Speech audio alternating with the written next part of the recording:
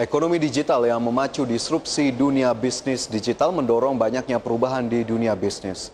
Munculnya banyak startup serta e-commerce yang tidak mengenal batas wilayah negara memerlukan penyesuaian dari peraturan serta hukum yang berlaku yang terkait dengan bisnis-bisnis tersebut, begitu juga dengan perpajakan.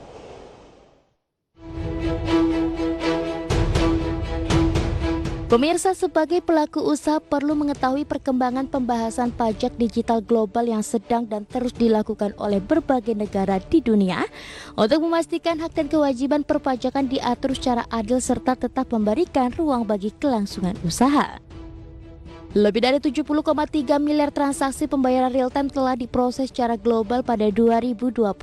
Angka tersebut melonjak 41% dibandingkan tahun sebelumnya. Ketika pandemi COVID-19 secara dramatis telah mengakselerasi tren pergeseran dari transaksi tunai maupun cek menuju pembayaran digital dan real-time. Untuk Indonesia dikatakan berada pada tahap pengembangan sistem-sistem pembayaran real-time dengan memiliki semua keunggulan untuk menjadi negara yang mengadopsi pembayaran real-time yang sangat besar. Bank Indonesia berencana merilis sistem IP atau pembayaran real-time yang disebut BI Fast sebagai bagian dari visi sistem pembayaran Indonesia atau SPI 2025. BI Fast akan menjadi infrastruktur transfer antar bank yang lebih cepat dan segala pembayaran menggunakan kartu. Pandemi telah menegaskan pentingnya pembayaran digital dan infrastruktur pembayaran yang kuat sehingga memadatkan inovasi satu dekade menjadi hanya 1 tahun saja dan menciptakan perubahan perilaku manusia yang tidak akan kembali lagi seperti dulu saat nanti dunia lepas dari krisis pandemi COVID-19.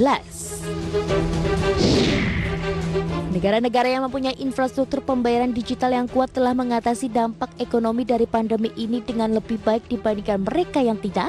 Pembayaran real-time telah memungkinkan pemerintah bekerja sama dengan institusi-institusi keuangan untuk mengakselerasi pencairan dan pembayaran stimulus ekonomi yang dibutuhkan oleh warganya.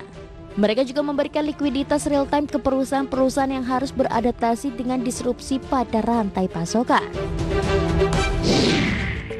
Pembayaran real-time masih berada pada fase awal di seluruh dunia dan sebagian besar masih digunakan untuk pembayaran P2P di banyak negara. Meski demikian, pandemi ini telah memberikan peluang untuk mengakselerasi pertumbuhan instrumen-instrumen tersebut ketika konsumen terbiasa dengan kecepatan penyelesaian pembayaran P2P secara real-time. Mereka secara alami akan beralih menggunakan untuk e-commerce karena pembayaran online menggunakan kartu masih terbilang lebih lambat dan kurang nyaman. Secara global, pertumbuhan pembayaran real-time tercepat. Jumlah total transaksi real-time pada 2020 adalah 70,3 miliar atau naik 41% dari 50,0 miliar pada 2019 lalu. Persentase untuk transaksi elektronik global pada 2020 tercatat 9,8%, naik dari 7,6% pada 2019 lalu dan diprediksi menjadi 17,4% pada 2025. Dari sisi value untuk transaksi real-time tahun 2020 tercatat naik 32,8% dari 2019 atau naik 69 triliun US dollar menjadi 92 triliun US dollar dengan ekspektasi CAGR akan mencapai 12% pada 2025. Saat ini beberapa negara mulai beralih ke metode transaksi real-time. Tercatat India menjadi negara dengan pertumbuhan tercepat. India berada di puncak dengan 25,5 miliar transaksi pembayaran real-time. Diikuti oleh China dengan 15,7 miliar transaksi.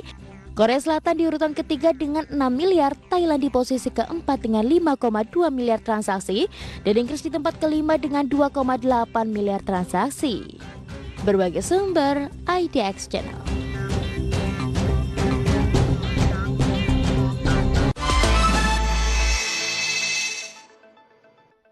Sejumlah informasi mancanegara akan kami hadirkan sesaat lagi. Pastikan Anda masih bersama kami.